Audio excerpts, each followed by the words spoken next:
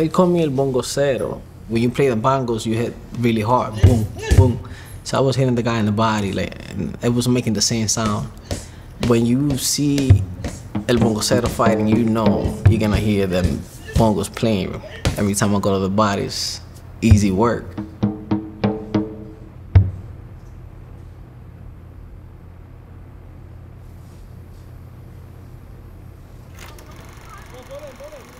The south side of Williamsburg, Brooklyn, like much of New York City, was built on industry and hustle. Since the completion of the Williamsburg Bridge in 1903, the neighborhood has been a place for immigrants looking for opportunity and whatever success their blood and sweat could bring. From the new generation of neighborhood locals with drive and hustle is the boxer Wesley Ferrer. At the age of 25, he had an undefeated record of 12-0 and is trying to become part of the next wave of elite New York boxers. Wesley and his father, also trainer, Mateo, put it all on the line as they attempt their American dream. Wesley as a kid was very timid. He was coming from a small town in the Dominican Republic, so coming to a big city like this, he was kind of afraid. When he was small, I had him try piano lessons, and he said that he wasn't into it because of those little black dots. So I said, okay, you don't like the piano, so I'm gonna try baseball.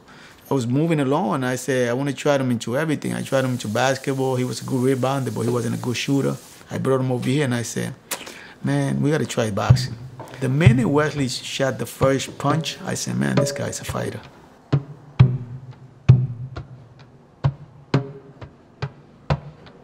I grew up in the Dominican Republic in Jamasa, just like a regular kid, playing around with the gloves. Boxing was a game to me. It was nothing serious. And when I moved to Brooklyn with my dad, I was 14. I couldn't even speak English, like, at all. It was hard for me going to school. I told him that I wanted to try boxing, and he asked me, like, are you sure? Because if we're gonna do it, we're gonna do it right. 12 years later, here we are. Now he changes to southpaw. There's no reason to. His plan was working fine.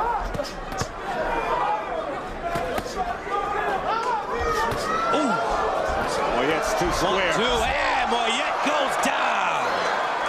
The winner of the 132-pound novice championship is from the blue corner, Wesley Ferrer.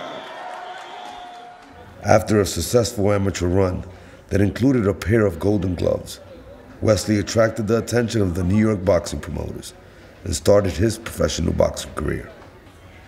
Whether they admit it or not, fighters are put into two categories: the A side and the B side. Those who have, and those who have not. Those who are favored to win, and the fighters who are put there to lose. The first group are trying to prove they belong and stay on top. The others trying to fight their way in. In itself, boxing, has too many natural enemies. So you got to be aware of that. You need to understand that, okay, I can't be the creator of my own enemies because already in the nature of what I'm doing, there's too many natural enemies. And the politics of boxing, you understand that. So you got to make yourself aware of that and say to yourself, okay, I need to stay sober. When I use the word sober, it's just about staying focused.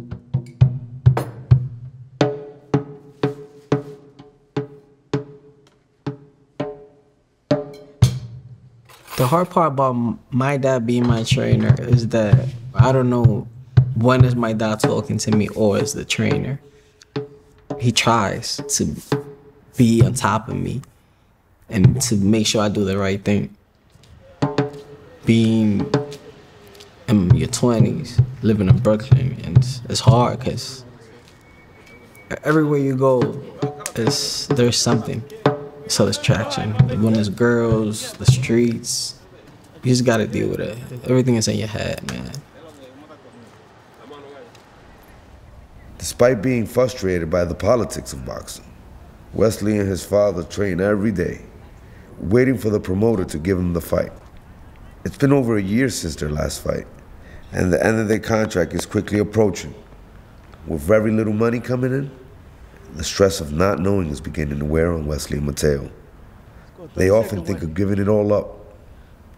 All they want is a chance to prove themselves. Come on, let's go. This is a crossroads time for Wesley right now. He's on the cusp of a breakout bout that could propel him on a national stage. It's incumbent upon Mateo and I to make good decisions for him, to put him in the right matches, and to really exercise as much discipline as he has available to him.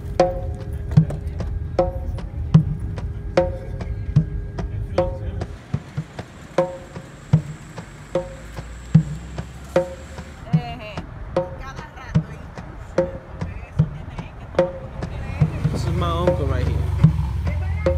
The one who told me how to box. My mom again. This is Almanzar. My mom means everything to me. She's like the main reason why I'm pushing myself hard every day. I don't have words to say like how I feel about my mom or what she means to me. It's the real food from DR. Yuca con chicharrones. And my mom. We just got news yesterday from the manager that we have a fight coming up, we have a date. When we find out about this day yesterday, it was very exciting just because Wesley has been out of the ring for so long, about a year and 3 months. Inactivity is one thing that is going to hurt the fighter. It's not only the physical inactivity, it's the mental inactivity. That's my future. And then it's like, basically like my promoter, he don't care about my future. Why you holding me back? Every fight is a step closer to the goal. That's to win a belt, get a belt. This is the last fight of their contract and the most pivotal moment of Wesley's career. The promoters are testing Wesley to see what kind of boxer they have. Everything they work for is proven when you cross those ropes, and all eyes are on Wesley to put on a good show. If things go wrong, it could potentially be the end of his career. They risk everything with each fight they enter.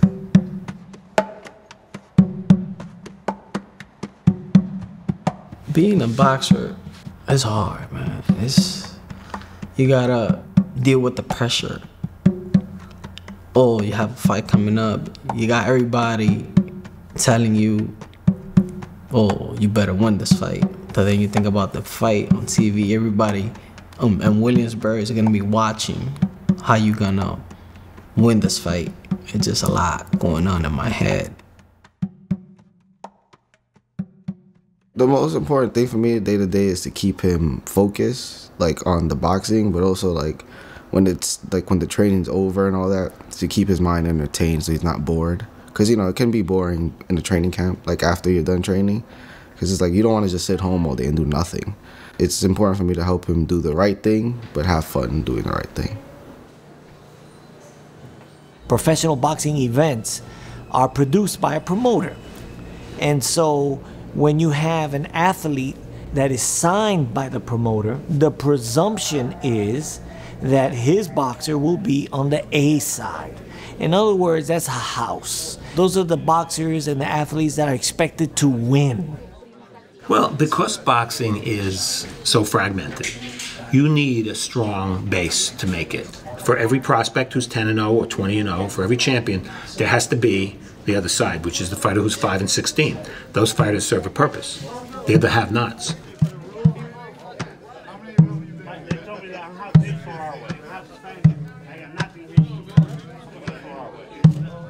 A side, B side, it don't mean anything to me because I feel like me growing up, not only in Williamsburg, but just with the whole family, I always been a B side. They never expected much from me.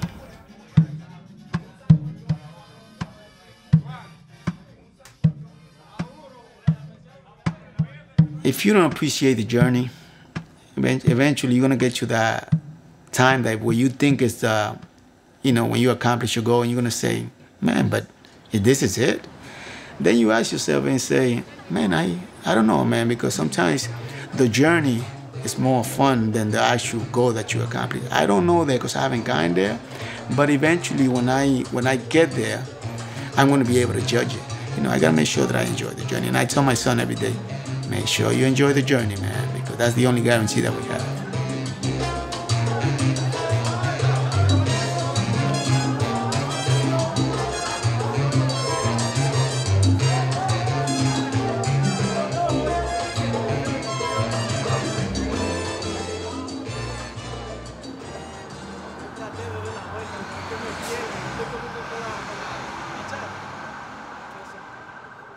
With everything that's against them, Wesley and Mateo are ready for fight night.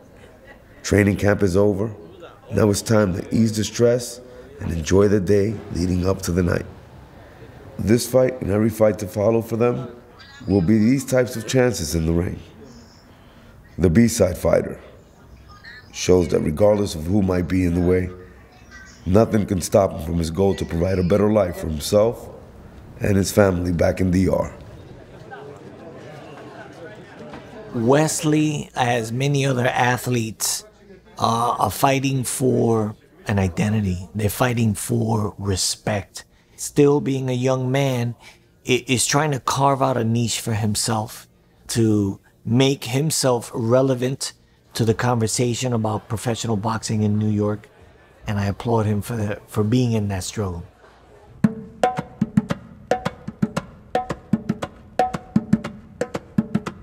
I fight, man, to provide financially for my family and make sure they good.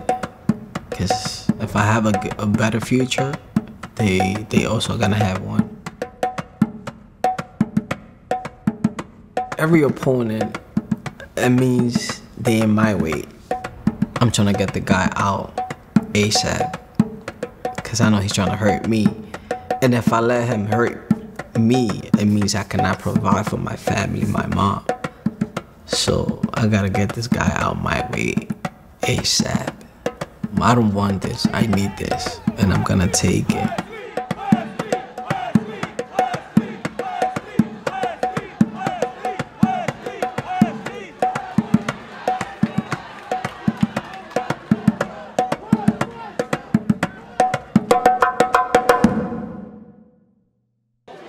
Rodan, 77-75 for Wesley Ferrer.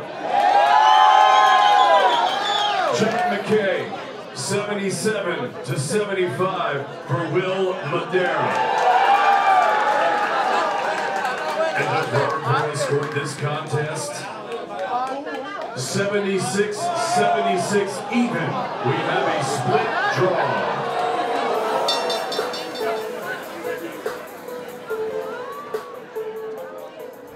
Though this fight ended in a draw, it earned him his first appearance on Showbox with Showtime. Wesley is a free agent now, and continues to train despite not having a fight lined up.